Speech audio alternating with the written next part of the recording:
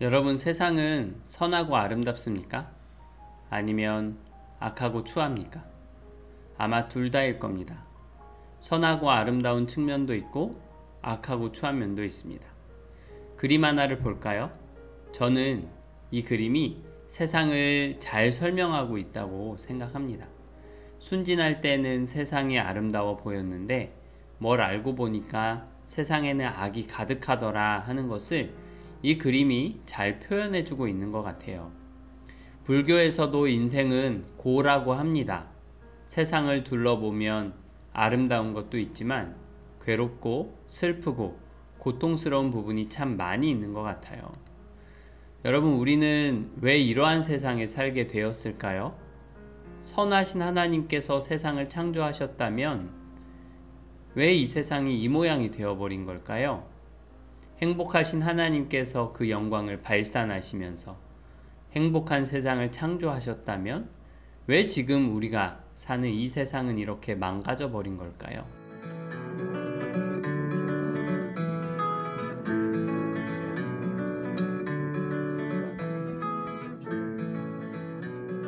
악이 가득한 이 세상을 보면서 에피쿠로스라고 하는 학자는 이렇게 말했습니다.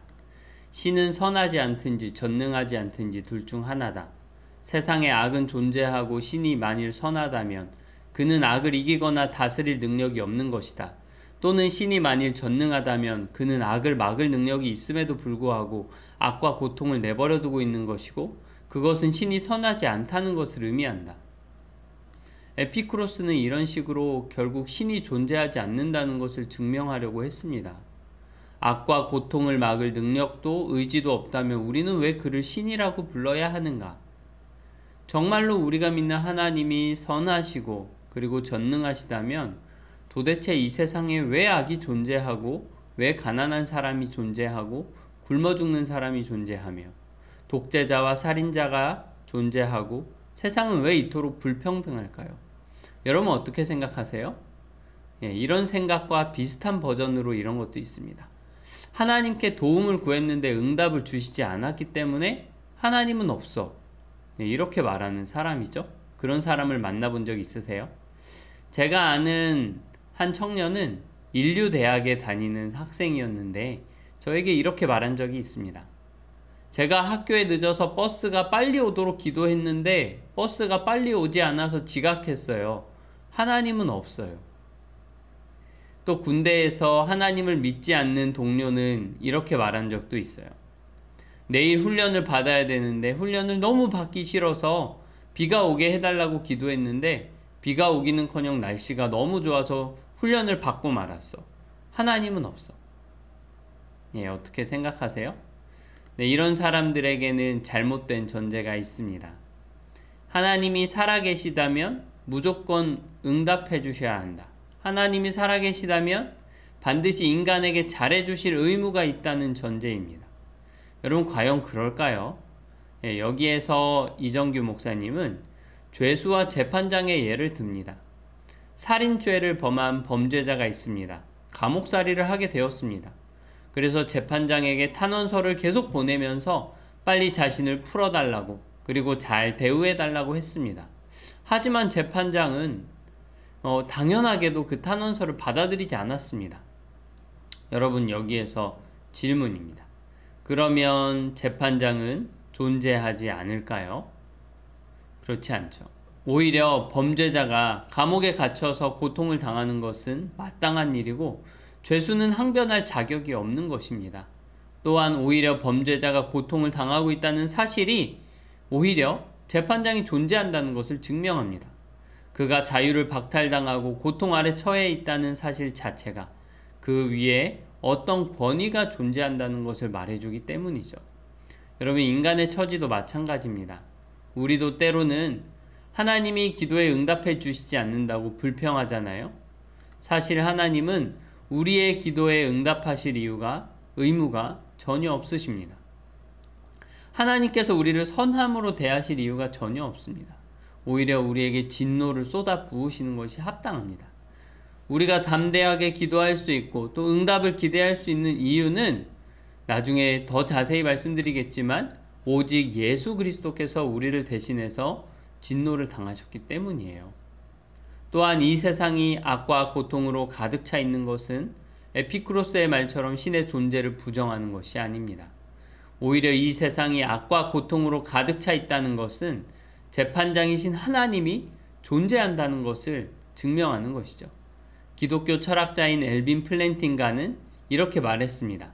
정말 무시무시한 악이 존재한다고 생각한다면 그것은 하나님의 실제를 강력하게 주장하는 셈이다. 이 세상에 악이 존재하는 이유가 바로 우리가 죄수이기 때문이고 그 죄에 대한 결과로서 비참한 상태에 이르게 되었기 때문입니다. 성경은 모든 인간이 죄인이라고 말합니다. 그것이 이 세상이 겪는 고통과 악의 기원입니다. 여기까지 한번 정리하겠습니다. 왜 세상에는 악이 존재하는가? 신은 선하지 않든지 전능하지 않든지 둘 중 하나다라는 주장이 있고, 또 기도했지만 응답하지 않았으니까 신은 존재하지 않아 라고 하는 주장이 있습니다. 이러한 주장의 전제는 하나님이 인간에게 잘해주실 의무가 있다는 것이죠.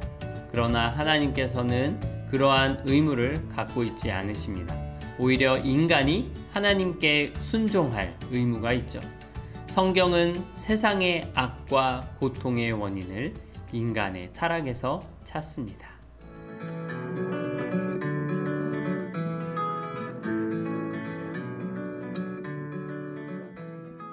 지난 시간에도 말씀드렸다시피 이 세상은 하나님의 기쁨의 넘침으로 그분의 영광을 반영하도록 창조되었습니다. 그래서 하나님이 만드신 창조물들을 보면 참으로 경이롭고 그분을 찬양하지 않을 수가 없습니다. 사람은 더욱 그렇습니다. 하나님의 형상대로 창조되었기 때문에 인간은 온 세상을 다 합쳐도 감히 필적할 수 없는 하나님의 영광을 반영하는 존재입니다. 그렇다면 원래 이 세상은 모든 것이 선하고 아름다워야 하고 하나님의 형상을 따라 지음받은 인간의 삶에도 역시 선한 것밖에 없어야 하겠죠? 그러나 고통과 죽음, 악이 존재하는 이유는 명백합니다. 인간의 죄악 때문입니다. 첫 인간의 범죄는 창세기에 기록되어 있습니다. 하나님께서는 아담과 하와를 에덴 동산이라는 곳에 두었습니다. 여러분, 에덴의 뜻이 무엇인지 아십니까? 네, 에덴의 뜻은 기쁨이라는 뜻입니다. 그러니까 에덴 동산은 기쁨의 동산이었던 것입니다. 아담은 거기서 하나님을 즐거이 섬기고 사랑하며 하나님께서는 아담에게 필요한 모든 것을 친히 공급해 주셨습니다. 그래서 에덴 동산은 일종의 성전, 그러니까 하나님과 친밀한 교제를 나누는 장소였습니다. 하나님께서는 에덴 동산 중앙에 두 그루의 나무를 주셨는데요. 하나는 생명나무입니다. 아담은 이 생명나무를 통해서 하나님과 더불어 교제하면서 자신에게 생명을 주신 하나님을 기념하고 기뻐했을 겁니다. 생명나무에는 어떤 특별하고 신비한 힘이 있었던 것이 아니라 하나님과의 교제를 기억하고 즐거워할 수 있는 역할을 했습니다. 마치 우리가 지금 성찬을 누리면서 포도주와 빵을 나누면서 그리스도와의 연합을 기억하는 것처럼 말입니다. 그리고 하나님께서는 아담에게 선악을 알게 하는 나무를 주셨습니다. 이것은 아담을 괴롭히려고 주신 것이 아니라 오히려 하나님과 참된 교제를 나눌 수 있도록 주신 일종의 금지 명령이었습니다. 하나님은 선악을 알게 하는 나무를 주시면서 이렇게 말씀하셨는데요. 여호와 하나님이 그 사람에게 명하여 이르시되 동산 각종 나무의 열매는 내가 임으로 먹되 선악을 알게 하는 나무의 열매는 먹지 말라. 내가 먹는 날에는 반드시 죽으리라 하시니라.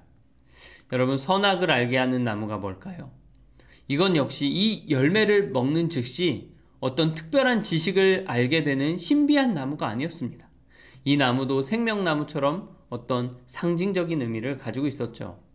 선악을 알게 하는 나무라는 이름을 통해서 알 수 있듯이 하나님께서는 이 나무를 통해서 선과 악을 결정하는 최종 판단자는 아담이 아니라 하나님이라는 사실을 알려주신 것입니다. 하나님께서는 동산 모든 것을 관리하고 다스릴 책임을 주시고 임의대로, 그러니까 마음대로 할 수 있는 권한을 주셨지만 최종 권위자로서의 하나님을 기억하라는 의미에서 선악을 알게 하는 나무를 주셨습니다. 아담은 동산에서 누리면서도 이 나무를 볼 때마다 창조주 하나님, 최종 권위자로서의 하나님을 기억할 수 있었을 겁니다. 따라서 선악을 알게 하는 나무의 열매를 먹지 말라는 하나님의 말씀은 너희는 나를 하나님으로 섬기고 스스로 하나님이 되려고 하지 말라는 명령입니다. 이것은 많은 사람들이 들어본 10계명의 첫 번째 계명, 너는 나 외에는 다른 신들을 내게 두지 말라 하는 것과 유사합니다. 마치 이런 것이죠. 큰 회사를 운영하는 사장님이 총무에게 모든 것을 일임하고 해외 출장을 떠납니다. 월급도 풍성하게 주고 자녀 교육비도 책임져 주고 차도 주고 집도 줍니다. 그리고 이런 요구를 합니다. 내가 없는 동안 모든 것을 자네 마음대로 운영하게나. 하지만 회사의 상황이 어떤지 일주일에 한 번 금요일 저녁에는 꼭 내게 이메일을 보내서 보고해 줬으면 좋겠어. 총무는 사실상 그 회사의 사장과도 같은 권한을 갖게 되었습니다. 원하는 직원을 고용하기도 하고 해고하기도 하고 회사 전체 방향을 바꾸기도 하고 여러 가지 중요한 결정들을 내립니다. 하지만 약속된 시간, 금요일 저녁만 되면 총무는 이 회사의 사장이 누군지를 기억하게 되는 것이죠. 하나님께서 아담에게 선악을 알게 하는 나무를 주신 이유는 이와 같습니다. 하나님이 왜 굳이 이 나무를 주셔서 타락할 만한 빌미를 주었는지 사람들은 불평하기도 합니다. 하지만 동산 중앙에 선악을 알게 하는 이 나무가 있는 것은 아담에게 중요한 예배의 수단이 되었습니다. 하나님께서 아담에게 이 나무를 주신 것은 아담을 노예처럼 만들고 괴롭히기 위해서 주신 것이 아닙니다. 하나님께서 이 금령을 주심으로써 아담과 바른 관계 안에서 참된 기쁨을 누릴 수 있도록 하신 것이죠. 혹시라도 마음속에 올라올 교만한 마음을 억제하시고 창조주와 피조물과의 관계를 유지하려고 하신 것입니다. 그리고 잘 생각해 보면요. 하나님은 아담에게 이 작은 금지 명령 하나 외에는 모든 것을 아담에게 허용하시고 모든 것을 아담에게 주셨습니다. 동산 전체를 다스리고 지배할 권한까지 말입니다. 여기까지 정리하겠습니다. 에덴 동산의 금지입니다. 하나님은 인간이 하나님과 관계를 맺고 살아갈 수 있도록 창조하셨습니다. 그래서 하나님과 관계를 맺고 교제를 나눌 수 있는 공간인 에덴 동산을 지으시고 거기에 사람을 두셨습니다. 그곳에 선악을 알게 하는 나무를 주셨는데 이 나무의 열매를 먹는 것은 금지되었습니다. 선악을 알게 하는 나무의 열매는 선악 판단의 최종 결정권이 누구에게 있는지를 보여주는 것이었습니다. 동산 중앙에 있는 두 나무는 예배의 수단이었습니다. 아담을 사랑하신 하나님은 두 나무를 동산 중앙에 두어서 늘 그것을 기억하게 하셨습니다.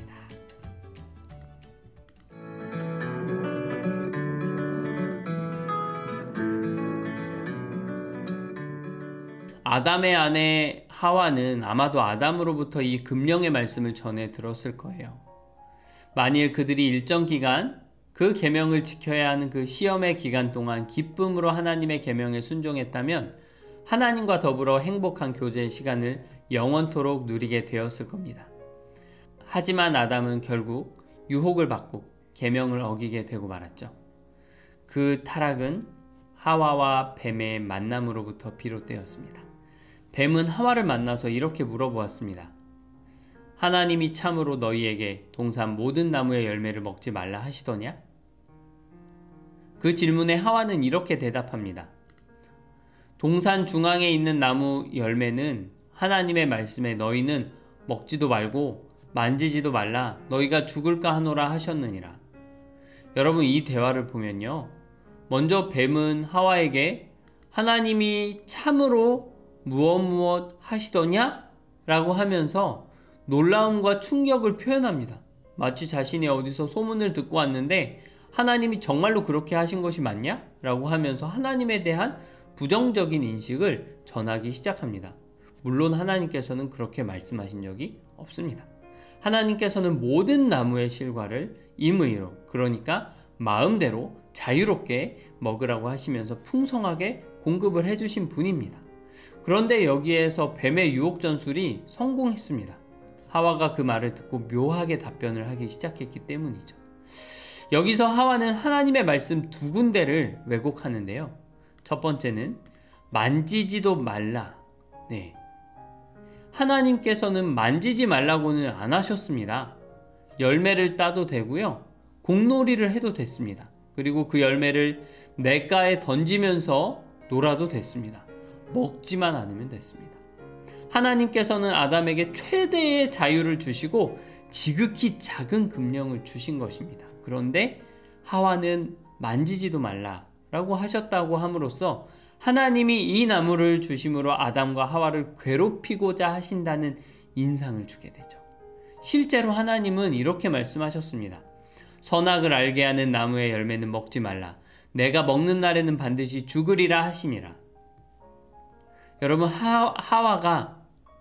하와가 왜곡한 두 번째 부분은 죽을까 하노라입니다. 하나님은 반드시 죽으리라 라고 말씀하셨는데 하와는 죽을까 하노라 라고 말합니다. 혹시 죽을지도 몰라 정도의 의미가 되겠죠.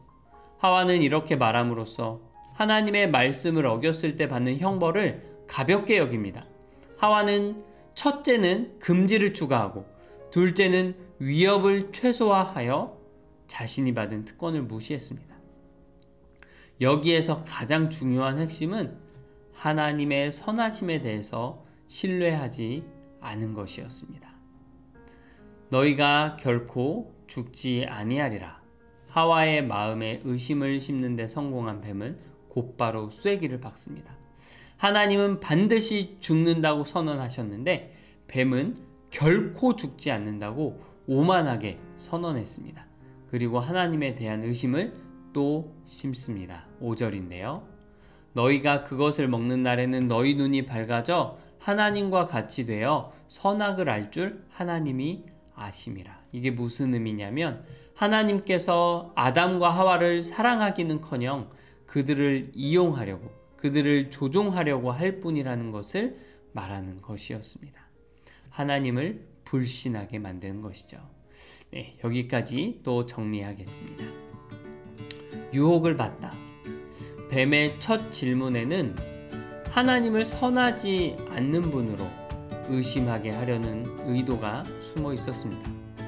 하와는 하나님의 말씀을 왜곡하여서 마치 하나님이 인색하신 분인 것처럼 말합니다.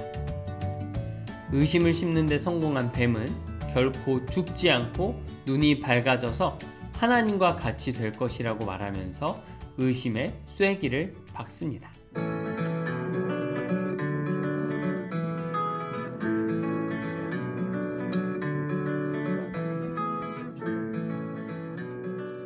뱀의 말을 들은 여자는 이렇게 합니다. 여자가 그 나무를 본즉 먹음직도 하고 보암직도 하고 지혜롭게 할 만큼 탐스럽기도 한 나무인지라. 여자가 그 열매를 따먹고 자기와 함께 있는 남편에게도 주매 그도 먹은지라. 네, 뱀의 유혹을 받은 뒤에 보니까 그 나무의 열매가 너무 아름다워 보였습니다. 하와의 눈에 선악과가 좋게 보인 것이죠. 무슨 말이냐면 무엇이 선한지 무엇이 악한지를 하나님께서 결정하신 대로 받아들이지 않고 스스로 결정하기 시작한 것입니다. 하나님이 아닌 자기 자신이 스스로가 선과 악의 기준이 되어버리고 만 것이죠. 이미 하와는 너는 나 외에는 다른 신을 내게 두지 말라라고 하는 계명을 버린 것입니다. 게다가 하와는 탐욕을 품고 선악과를 그 남편 아담에게도 주게 됩니다. 그리고 아담은 웬일인지 아무런 의문을 제기하지 않고 저항하지 않습니다. 아무 생각이 없는 듯이 그 과일을 받아먹습니다. 아담은 무슨 죄를 범한 것일까요? 아담은 하나님께 순종하기보다 그의 아내에게 순종하였고 사실상 그의 아내의 생각에 동조함으로써 자기 자신을 신으로 섬긴 것입니다. 뱀이 하와에게 말했던 것처럼 그들이 하나님처럼 될 수 있다고 말한 것에 속아 넘어간 것이죠. 아담과 하와의 죄는 결국 단순히 열매 하나 따먹은 죄가 아닙니다. 모든 것을 만드시고 다스리시고 풍성하게 공급하시는 선하신 하나님을 버리고 자신이 하나님이 되어서 최고의 자리에 오르겠다는 교만의 죄였던 것이죠. 그 불순종의 결과는 하나님과 같이 되는 것이 아니라 오히려 하나님으로부터 버림받고 모든 것을 잃어버린 것이었습니다. 네, 여기까지 정리하면서 오늘 강의를 마치겠습니다. 타락하다. 하와는 뱀의 말을 듣고 타락하여 열매를 먹고 남편에게도 주어서 그도 먹게 하였습니다. 즉 하나님을 섬기고 하나님으로 여긴 것이 아니라 자기 자신이 하나님이 된 것입니다. 동산을 지키고 아내를 돌보아야 할 아담은 하나님보다 아내에게 순종함으로 자기 자신을 신으로 삼았습니다. 그 결과 그들이 하나님과 같이 되지 않고 오히려 하나님께로부터 버림받고 모든 것을 잃게 되었습니다. 네, 오늘 강의는 여기까지 마치도록 하겠습니다. 네, 유익한 시간이 되셨으면 좋겠고요. 궁금하신 것이나 또 느낀 점이 있으시면 저에게 개인적으로 연락해 주시면 감사하겠습니다. 다음 시간에 뵙겠습니다. 감사합니다.